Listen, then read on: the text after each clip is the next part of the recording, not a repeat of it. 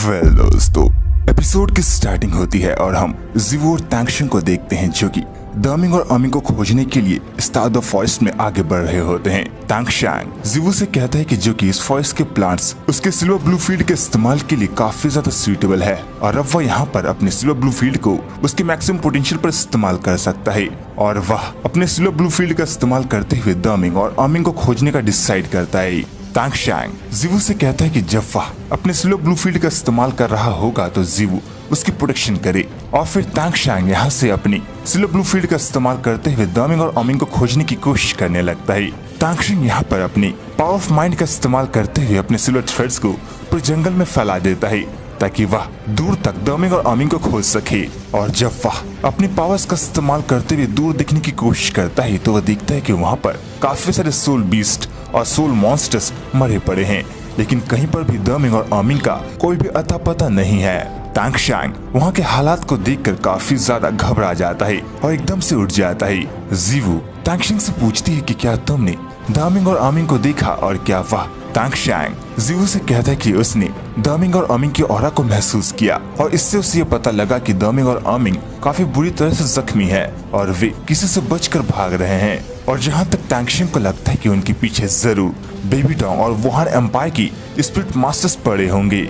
जब तांगशिंग के मुंह से जीवू ये सुनती है तो वह ये सुनकर काफी ज्यादा घबरा जाती है, पर तांगशिंग जीवू को दिलासा देते हुए कहता है कि तुम्हें डरने की कोई भी जरूरत नहीं है, मैं दामिंग और अमिंग को कुछ भी नहीं होने दूंगा।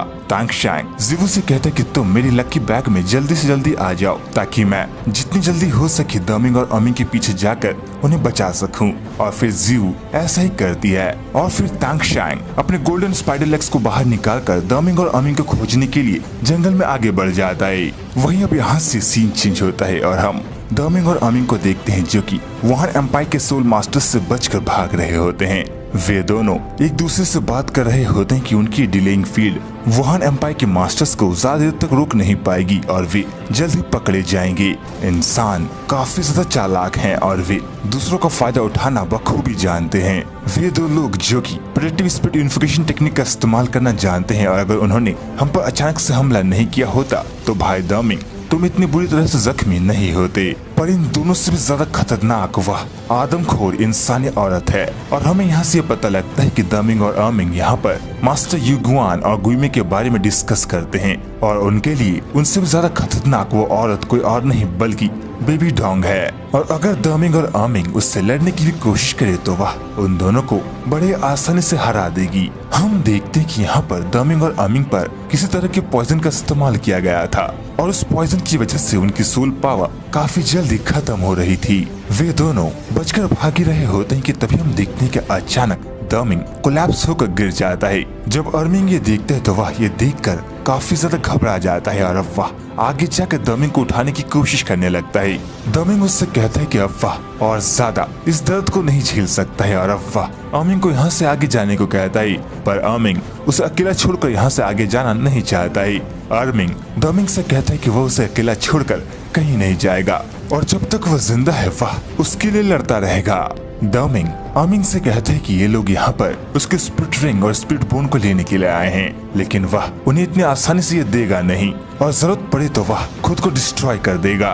पर अब भी दामिंग उसे छोड़कर आगे जाना नहीं चाहता है। वह यहाँ पर अपनी ग्रेविटी कंट्रोल फील्ड का इस्तेमाल करता है और इसका इस्तेमाल करते हुए वुहान एम्पायर के मास्टर्स पर हमला करता है। और जब वे अमिंग किस लेवल की पावर्स को देखते हैं तो वह इसे देखकर काफी ज्यादा चौंक जाते हैं। उन्हें समझ में नहीं आता है कि अमिंग इतने कमजोर इतने जख्मी होने के बावजूद भी अपने पावर्स को इस लेवल तक इस्तेमाल कैसे कर सकता है। और इससे ये पता लगता है कि आखिर ये मॉन्स्टर्स कितने ज्यादा पावरफुल है। तभी हम देखते हैं कि वहाँ पर बेबी डोंग की एंट्री होती है और वह अपनी डेथ फील्ड का इस्तेमाल करते हुए अमिंग की ग्रेविटी कंट्रोल फील्ड को बड़े आसानी से न्यूट्रलाइज कर देती है। वह वुहान एम्पायर के मास्टर से कहती है कि मुझे नहीं लगा था कि ये मॉन्स्टर्स इतनी देर तक हमारे सामने खड़े रह पाएंगे, पर अब भी वे इतने ज्यादा जख्मी होने के बावजूद हमारे सामने ढाल बनकर खड़े हैं। और इससे ये पता लगता है कि उनके स्पिरिट रिंग्स और स्पिरिट बोन्स कितने ज्यादा पावरफुल होंगे। और अब वह अपने वुहान एम्पायर के मास्टर्स को ऑर्डर्स देती है कि जो कि ये मॉन्स्टर्स काफी ज्यादा एग्जॉस्ट हो चुके हैं तो वे जल्द से जल्द इन पर हमला करके इन्हें खत्म करे, जिसके बाद ये एपिसोड यहीं पर खत्म हो जाता है। तो मिलते हैं जल्द ही एक और नई वीडियो एक और नई एक्सप्लेनेशन के साथ, तब तक के लिए धन्यवाद। तो दोस्तों, अगर आपने अभी तक हमारे चैनल को सब्सक्राइब नहीं किया तो क्या करो यार, जाके सबसे पहले हमारे चैनल को सब्सक्राइब करो।